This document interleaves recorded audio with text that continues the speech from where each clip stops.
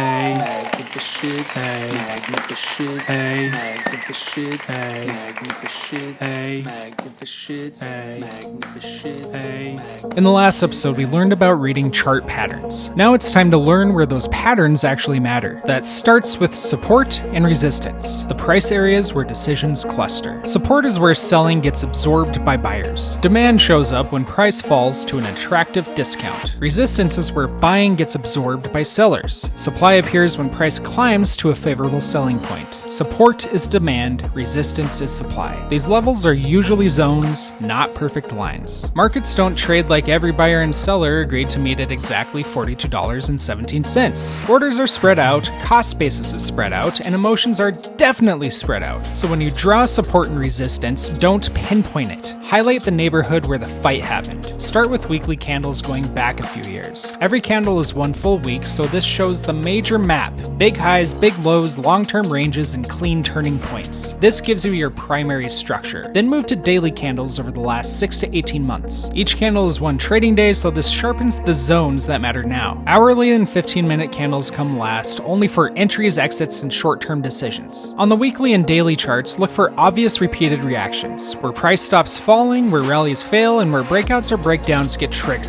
You're looking for areas where the market made decisions. Reactions matter more the more often you see them, especially where sharp moves get tested again. Mark the major highs, the major lows, and the areas where price keeps bouncing or rejecting. Then turn those areas into boxes. Closes and wicks help shape the box. Closes are at the top of green candles and at the bottom of red. They show where price finished after a fight. If a stock keeps closing below a certain area, that's where demand fades. That's your resistance. Same idea reversed for support. Wicks show where price is tested and pushed back. If a price keeps wicking through a zone but closes back inside it, that shows rejection. If a price starts closing beyond the zone, that shows acceptance. After marking the main zones, look for confirmation to see if other common tools point to the same area. Like a moving average, which shows you the average price over different time frames and can act like moving support or resistance zones. If price falls back to a moving average and bounces, that can create an area of support. If it falls below it and keeps getting rejected there, it can act more like resistance. A moving average is more significant when it lines up with a level you already marked because more groups of traders might all be watching the same area. Make sure you mark prior highs and prior lows to understand the last place where buyers and sellers failed.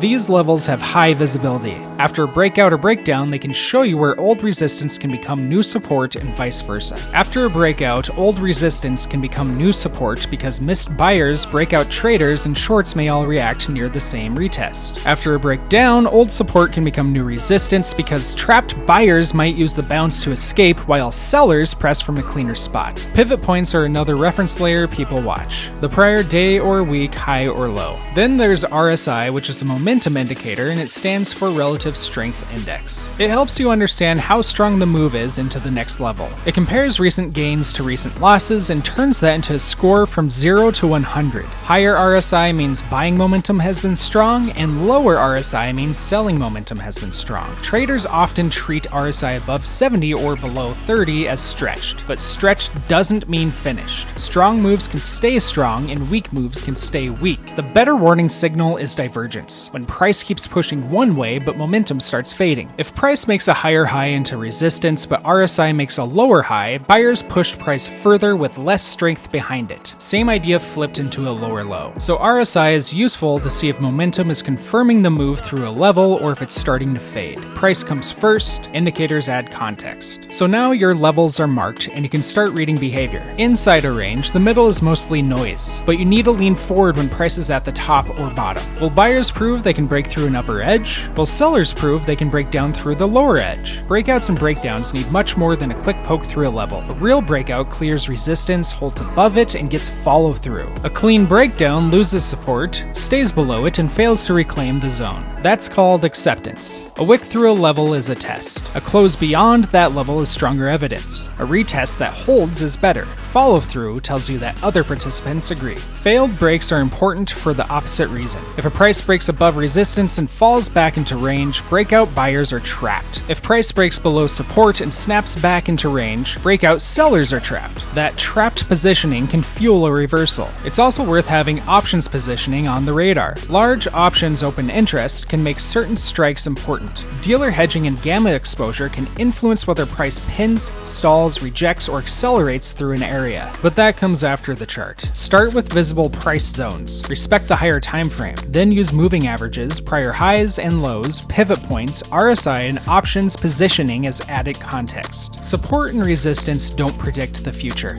They tell you where the market has to prove something. Like, subscribe, follow at The Magnificent on Instagram and X, and let's keep the education going every Sunday at 11 a.m. Central.